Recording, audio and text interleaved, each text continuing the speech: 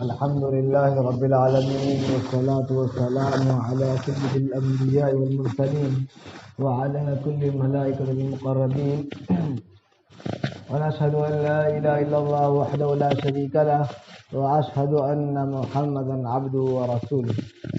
أما بعد، قال الله تبارك وتعالى في القرآن المجيد والفرقان الحميد: أعوذ بالله من الشيطان الرجيم، بسم الله الرحمن الرحيم.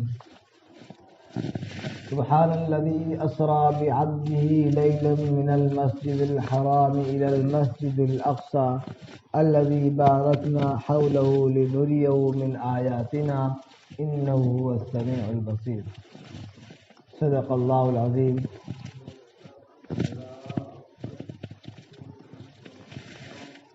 معزز سامعین، یہ جو مبارک مہینہ چل رہا ہے،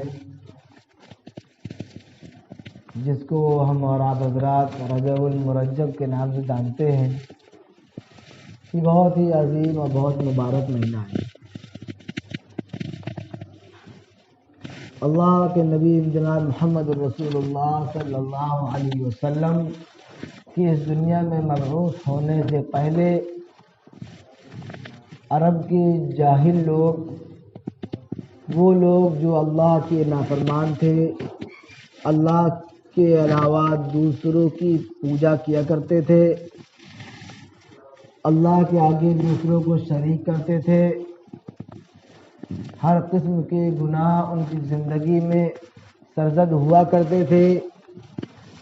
کوئی بھی گناہ ایسا باقی نہیں تھا جو ان کی زندگی میں نافذ نہ ہو۔ اللہ کی نافرمانی ان کی گٹھیوں میں بسی ہوئی تھی۔ وہ اللہ کے دین کو بھول کر، اللہ کے احکام کو چھوڑ کر، اللہ کے پیغام کو فراموش کر کے اپنی منمانی زندگی گزارا کرتے تھے۔ جو چاہتے وہ کرتے، جو ان کو اچھا لگتا وہ کیا کرتے، حتیٰ کہ اگر ان کے کھیت میں یا ان کے اونٹ سے پہلے دوسرے بھائی کے اونٹ میں پانی پی لیا تو برسوں جنگیں ہوا کرتی تھی۔ سب ایک دوسرے کے ایسے خون کے پیاسے تھے کہ جیسے کہ ایک برسوں کا پیاسا جس کو پانی نہ ملا ہو، اور وہ جیسے پانی نظر آئے تو وہ اس کو اٹھا کر پی لے۔ اپنی پیاس بجھانے میں اتنا اتاولا، اتنا بے چین رہا کرتا ہے جیسا پیاسا، ویسے ہی وہ اپنے بھائی کے خون کے پیاسے ہوا کرتے تھے۔ ان لوگوں کے درمیان 4 مہینے بہت مبارک تھے۔ وہ لوگ بھی 4 مہینوں کو محترم اور مبارک مانا کرتے تھے۔ آپس کی رنجشوں کو، لڑائیوں کو ان مہینے کے شروع ہوتے ہی ختم کر دیتے۔ اگر جنگیں ہو رہی ہیں تو اس مہینے کے آتے ہی اپنی جنگوں کو روک لیا کرتے اور کہتے کہ یہ مبارک مہینہ آ گیا، اشہر الحرم کی شروعات ہو گئی ہے، اب ہم اس مہینے میں جنگ نہیں کریں گے، ہم اس مہینے میں خون ریزی نہیں کریں گے۔ اس مہینے میں تو اللہ سے ڈرتے تھے، چاہے وہ ہبل کو ماننے والے ہو، چاہے لات کو ماننے والے ہو، چاہے عزا کو ماننے والے ہو، یا 365 بت جو ان کے خانہ کعبہ کے اندر رکھے ہوئے تھے ان کے پیروکار ہوں۔ معلوم ہے کہ وہ اللہ کو نہیں مانتے تھے، معلوم ہے کہ وہ اللہ کے انکار کرنے والے تھے، لیکن ان کے درمیان بھی یہ 4 مبارک مہینے تھے۔ ان مہینے میں وہ خون ریزی نہیں کیا کرتے، لڑائی جھگڑا نہیں کیا کرتے تھے، اس مہینے کا احترام کرتے تھے۔ جب محمد رسول اللہ صلی اللہ علیہ وسلم اس دنیا میں تشریف لائے، آپ صلی اللہ علیہ وسلم نے دین حنیف کو نافذ کیا، دین ملت ابراہیم کو مکمل کیا، اور اس قرآن جو اللہ رب العزت نے آقا نامدار جناب محمد رسول اللہ صلی اللہ علیہ وسلم کو عطا کیا، آخر میں کہہ دیا کہ الیوم اکملت لکم دینکم واتممت علیکم نعمتی ورضیت لکم الاسلام دینا، کہ اللہ نے دین کو مکمل کر دیا ہے، اللہ نے اپنی نعمتوں کو مکمل کر دیا ہے، اللہ نے اپنے احکام کو مکمل کر دیا ہے۔ اب کسی دین کی ضرورت نہیں ہے، کسی احکام کی ضرورت نہیں ہے، کسی پیغام کی ضرورت نہیں ہے، کسی نبی کی ضرورت نہیں ہے۔ اللہ کے نبی صلی اللہ علیہ وسلم نے خود فرمایا انا خاتم النبیین لا بعد النبی، میں آخری نبی ہوں، مجھ پہ ختم النبوت کی مہر لگا دی گئی ہے، میرے بعد اب کوئی نبی نہیں آئے گا، میرے بعد کوئی دین نہیں آئے گا، میرے بعد کوئی پیغام نہیں آئے گا، میرے بعد جبریل کسی کے پاس نہیں آئیں گے، میرے بعد کوئی اللہ کا حکم دنیا میں نیا نافذ نہیں ہوگا۔ جتنے بھی احکام تھے قیامت تک کے لیے اللہ نے مکمل طور پہ ہمارے اوپر نازل کر دیا، مکمل کر دیا۔ اب کسی دین کی ضرورت نہیں ہے، کسی پیغام کی ضرورت نہیں ہے۔ اسی دین میں اللہ رب العزت نے یہ 4 مہینوں کے احترام کو باقی رکھا، برقرار رکھا کہ اے امت مسلمہ، اے محمد رسول اللہ کے پیروکار، اے نبی کے چاہنے والے، اے محمد کے ماننے والے، اے دین حنیف پہ چلنے والے، اے جنت کی خواہش مند لوگ، جہنم سے بھاگنے والے لوگوں، اے میرے پیارے بندو، تم یاد رکھو اس دین میں بھی، تمہاری شریعت میں بھی، اللہ کے کلام میں بھی ان 4 مبارک مہینوں کو محترم بنا دیا ہے۔ تم بھی ان مہینوں کا احترام کرو اور دیکھو اپنے نبی کی زندگی۔ اللہ فرماتا ہے لقد کان لکم فی رسول اللہ اسوۃ حسنہ، کہ اللہ کے نبی صلی اللہ علیہ وسلم کی زندگی، پاکیزہ زندگی، مبارک زندگی جو ہے وہی تمہارے لیے آئیڈیل وہی نمونہ ہے۔ اگر تم کسی کو اپنی زندگی کا نمونہ بنانا چاہتے ہو تو اپنے نبی جناب محمد رسول اللہ صلی اللہ علیہ وسلم کی پاکیزہ زندگی کو دیکھو، ان کو دیکھو گے تب تم کو سمجھ میں آئے گا کہ واقعی ہمارے لیے کوئی نمونہ اگر ہو سکتا ہے تو جو اللہ کے نبی ہیں ان کے علاوہ کوئی نمونہ ہمارے لیے نہیں ہو سکتا۔ ہمارے نبی پاک صلی اللہ علیہ وسلم جب رجب کا مہینہ آتا، ان کا چاند نظر آتا تو آپ صلی اللہ علیہ وسلم دعاؤں میں مشغول ہو جاتے، روزوں کو رکھنا شروع کر دیتے، رمضان کے آنے کے احترام میں، رمضان کے قریب آنے کے خوشی میں کہ رمضان تک اللہ مجھے پہنچا دے اور مجھے رجب کے مبارک مہینے کو ہمیں عطا فرمایا آپ نے، اب میں رجب کے مہینے میں تو مجھ سے راضی ہو جا، ہمارے گناہوں کو معاف کر دے، اور شعبان کے مہینے آتے ہی تو ہم پر رحمتوں کے نزول شروع کر دے اور ہمارے گناہوں کو معاف کر کے تو مجھ سے راضی ہو جا، تاکہ رمضان کا ایک دن بھی، ایک گھڑی بھی، ایک لمحہ بھی تو مجھ سے ناراض نہ رہے۔ اللہ کے نبی صلی اللہ علیہ وسلم کی احادیثیں بھری پڑی ہیں کتابوں میں، آپ بخاری کھول کے دیکھیے، مسلم کھول کے دیکھیے، ترمذی کھول کے دیکھیے، کوئی کتاب کھول کے دیکھ لیجئے، احادیث نبویہ بھری پڑی ہیں، اس بات کی گواہی دے رہی ہیں کہ جب رجب کا مہینہ آتا آپ صلی اللہ علیہ وسلم راتوں کو جاگنا شروع کر دیتے، اور اتنا ہی نہیں مکمل طور پہ اپنی لنگیوں کو مضبوطی سے باندھ لیتے۔ ام عائشہ رضی اللہ تعالیٰ عنہ کی روایتیں موجود ہیں کہ آپ صلی اللہ علیہ وسلم ان مہینوں کے شروع ہوتے ہی اپنی لنگی کو مضبوط کر لیتے تاکہ رات بھر مکمل طور پہ اللہ کی عبادت میں کھڑے رہیں۔ ویسے تو اللہ کے نبی صلی اللہ علیہ وسلم پورے 23 سالہ زندگی کبھی بھی سکون سے نہیں رہے، جب سے آپ کو غار حرا میں اقرأ بسم ربک الذی خلق خلق الانسان من علق اقرأ وربک الاکرم الذی علم بالقلم یہ آیت نازل ہوئی، اس وقت سے لے کر کے آپ پریشان ہیں امت کو لے کر کے، میرے ایک ایک امتی، میرا اللہ کا ایک ایک بندہ اللہ کے فرما بردار ہو جائے، اللہ کی اطاعت کرنے والا ہو جائے، اللہ کے پیغام کو ماننے والا ہو جائے اور اللہ کی طرف آ جائے، اس کوشش میں آخر دم تک، حتیٰ کہ آپ کی روح پرواز ہو رہی ہے، اللہ کی طرف پیام اجل آ چکا ہے، جبریل علیہ السلام پیغام آپ کو دے چکے ہیں، ملک الموت علیہ السلام آ کر کے آپ کو سلام کر چکے ہیں، پھر آپ کہہ رہے ذرا رکو، کیا کہہ رہے ہیں؟ اپنے قریب قریب بیٹھے ہوئے لوگوں سے، اپنے صحابہ سے کہہ رہے کہ یہ پیغام کو یاد رکھو کہ الصلاۃ کہ نماز کو قائم رکھنا، نماز کو قائم رکھنا، عورتوں اور اپنے ماتحتوں کے ساتھ حسن سلوک کرنا اور ان کے ساتھ اچھا برتاؤ کرنا۔ پھر کہتے ہیں جبریل علیہ السلام سے، اے جبریل یہ مجھے بتائیے کیا میرے جانے کے بعد میرے امتی کے ساتھ کیا معاملہ ہوگا، تو میرے اللہ میرے امتی کے ساتھ کیا سلوک کرے گا؟ تو اللہ کہتے ہیں کہ جا کے میرے محبوب سے کہہ دو کہ ہم تم کو ناراض نہیں کریں گے۔ آخر وقت کا یہ حال ہے، آخر وقت میں آپ صلی اللہ علیہ وسلم اپنی امت کی فکر کر رہے ہیں۔ آج ہمارا حال یہ ہے کہ اس مبارک مہینے میں بھی ہمارے گھروں میں لڑائیاں ہو رہی ہیں، ہمارے معاشرے میں لڑائیاں ہو رہی ہیں، ہمارے محلے میں لڑائیاں ہو رہی ہیں، ہم نے اس کے احترام کو مٹا دیا، اس کا احترام مسلمانوں میں ہی نہیں ان کفار مشرکین کے اندر بھی تھا۔ میرے عزیز ہم تو محمد کے چاہنے والے، ہم تو نبی کے پیروکار ہیں، پھر بھی ہم نے اس کے احترام کو بالائے طاق رکھ دیا اور ہم نے کیا چیزیں شروع کر دی؟ 2 چیزیں شروع کر دی۔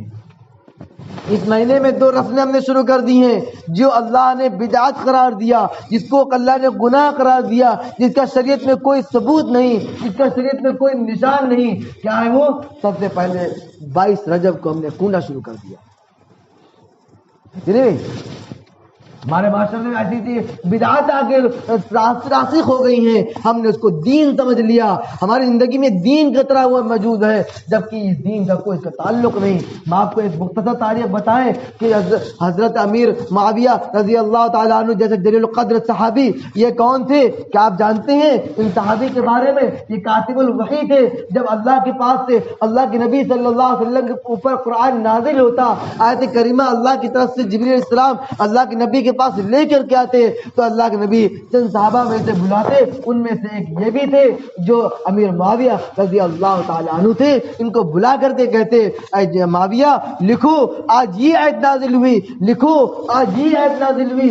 دنیا میں پہلا قلم اٹھانے والا وہ شخص، دنیا میں قرآن کو لکھنے والا پہلا وہ شخص امیر معاویہ رضی اللہ تعالیٰ عنہ ہے، جنہوں نے 22 رجب المرجب میں اپنی وفات پائی.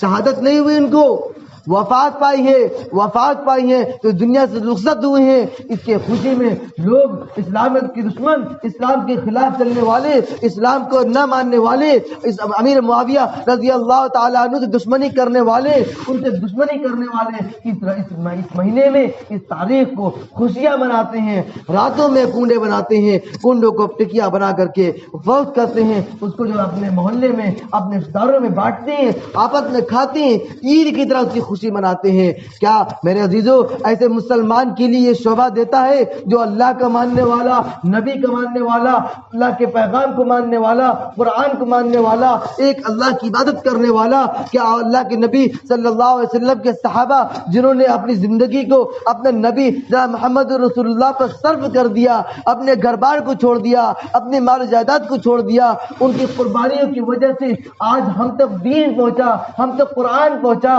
ہم تک اللہ کے احکام پہنچا، ہم تک اللہ کے ایک ایک حکم پہنچے. اگر وہ ہمارے درمیان نہ ہوتے تو ہم تک یہ دین نہ پہنچتا، ان کی قربانی نہ ہوتی تو دین ہم تک نہ پہنچتا. اگر ان کی کوششیں، ان کی جد و جہد اگر نہ ہوتی، وہ اس دین کو لے کر کے سارے عالم میں نہ پھرتے تو میرے عزیزو یہ دین ہم تک نہ پہنچتا. انہی کی قربانیوں کی وجہ سے دین ہم تک پہنچا ہے. ان صحابہ کی محنت، ان کی قربانی جو انہوں نے اپنی جان سے دی، اپنے مال سے دی، اپنے وقت سے دی، اپنے اولاد سے دی، اپنے بیوی بچوں سے دی، اپنے گھر بار سے دی، اپنی تجارت سے دی، اپنے باغات سے دی. آج ہم سے کیا مانگا جا رہا ہے؟ ہم سے کچھ نہیں. 5 وقت کہا جا رہا ہے 5 منٹ کے لیے مسجد میں آ جاؤ تو ہم اس دین کو بچانے کے لیے، اپنی زندگی کامیاب بنانے کے لیے، اپنی جنت کو پانے کے لیے، اب جہنم سے بچنے کے لیے، ہم اللہ کو راضی کرنے کے لیے، نبی کو خوش کرنے کے لیے نہیں آ پاتے مسجد میں.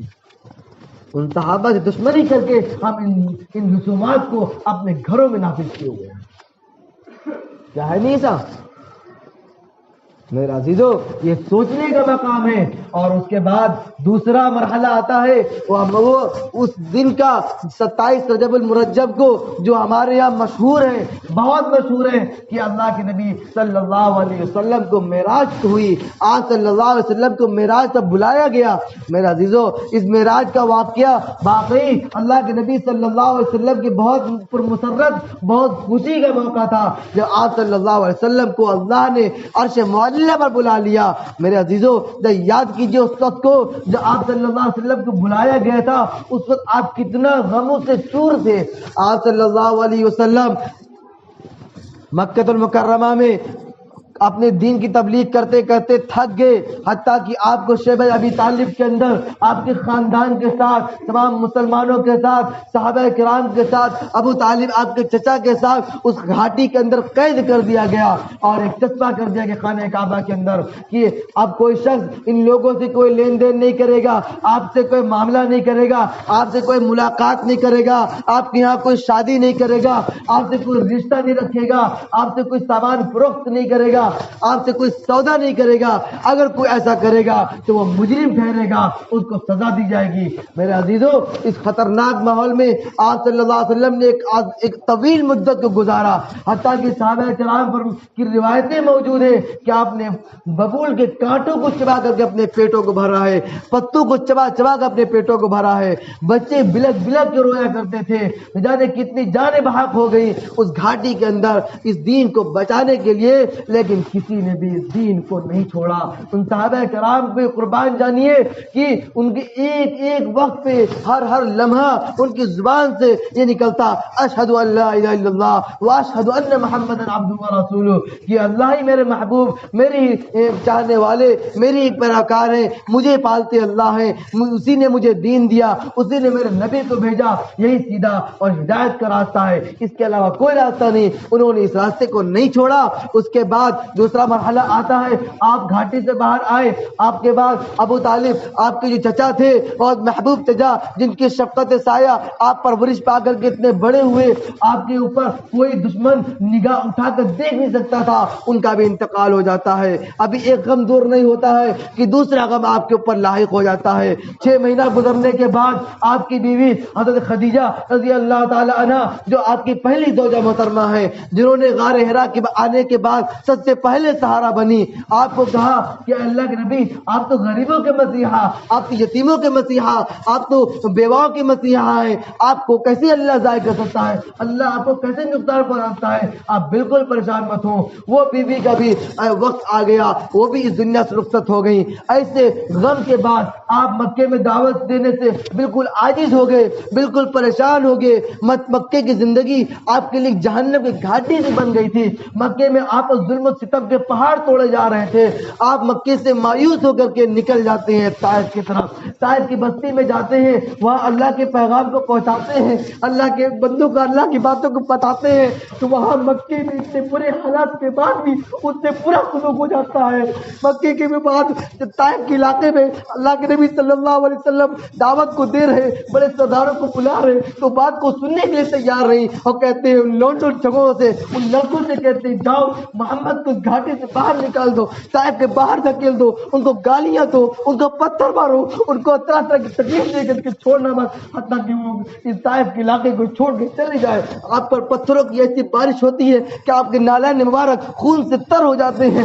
آپ کے جب ایک گھاٹی کے باہر نکل کے طائف کی بستی کو چھوڑ کر کے ایک انار کے درخت کے نیچے آپ قیام کرتے ہیں, تو آسمان سے فرشتے آ رہے ہیں, کبھی جبریل آ رہے, کبھی میکائیل آ رہے, کبھی پہاڑ کے فرشتے آ رہے, کبھی ہوا کے فرشتے آ رہے, کہہ رہے ہیں نبی آپ کیا کر رہے ہیں, آپ اگر کہیں تو اس بستی کو پہاڑوں سے بدل دے, اگر آپ کہیں تو ان بستی کو اکھاڑ کے پھینک دے, اگر آپ کہیں تو ان بستی کو اٹھا کر پٹک دے. میرے عزیزوں, اس وقت کے کلمات یاد کرنے کے ہیں. کیا ہم ان کے ماننے والے, ہم ان کے چاہنے والے, ہم ان کے پیروکار, کیا ہم ان کے محبوب نہیں؟ وہ تو ہمارے, وہ تو ان کے دشمن تھے. ان دشمنوں کے لیے جنہوں نے آپ کو پتھروں سے مار کے عنوان کر دیا, ان کے لیے کیا کہہ رہے کہ میرا اللہ مجھے دیکھ رہا ہے, اگر یہ ایمان نہیں لائے تو کیا ان کی نسلیں ایمان لائیں گی.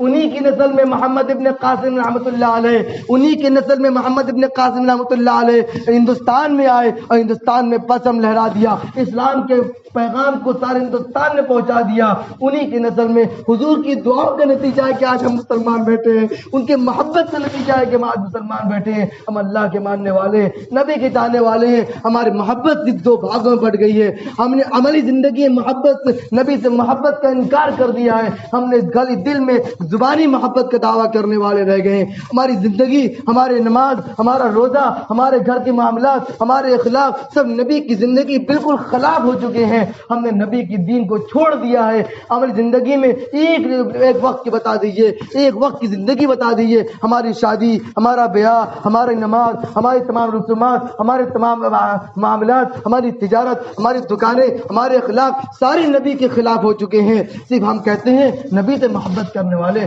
میرے نبی کی محبت کا تقاضا یہ نہیں ہے میرے عزیزو، یہ بہت مبارک مہینہ رجب کا مہینہ ہے، یہ وقت بہت غنیمت ہے. ہم تمام حضرات اس مہینے کی احترام میں اپنے آپ کو مسجد سے جوڑیں، نمازوں سے جوڑیں. جس طرح رمضان میں مبارک مہینہ آنے کے وقت ہماری مسجدیں آباد ہو جاتی ہیں، ویسے رجب کے مہینے میں، رمضان شعبان کے مہینے میں اور پورے سال ہماری مسجدیں آباد ہونی چاہیے. اور رمضان کے بعد عید کی نماز پڑھنے کے بعد مسجدیں خالی نہ ہو، مسجدیں ویران نہ ہو. وہ یہ بلا بلا کے نہ کہیں کہ اے رمضان کے نمازیوں کہاں چلے گئے، اے رمضان کے بعد نمازیوں کیا تم کو زمین کھا گئی، کیا تم زمین میں دفن ہو چکے. میرے عزیزو ایسا نہیں ہونا چاہیے. رمضان کے پہلے 2 مہینے ہم مکمل نماز پوری مسجد میں اپنی آبادی کو بڑھائیں، اپنی نمازوں کو مکمل کریں، اپنی زندگی میں دین کو مکمل نافذ کریں اور اپنے اخلاق کریمانہ کو نبی کے اخلاق کریمانہ کی طرح بدلے. صحابہ کی زندگی جیسی تھی اس طرز عمل پر زندگی کو بنائیں تو اللہ تعالی ہم سب کو کامیابی عطا فرمائے گا.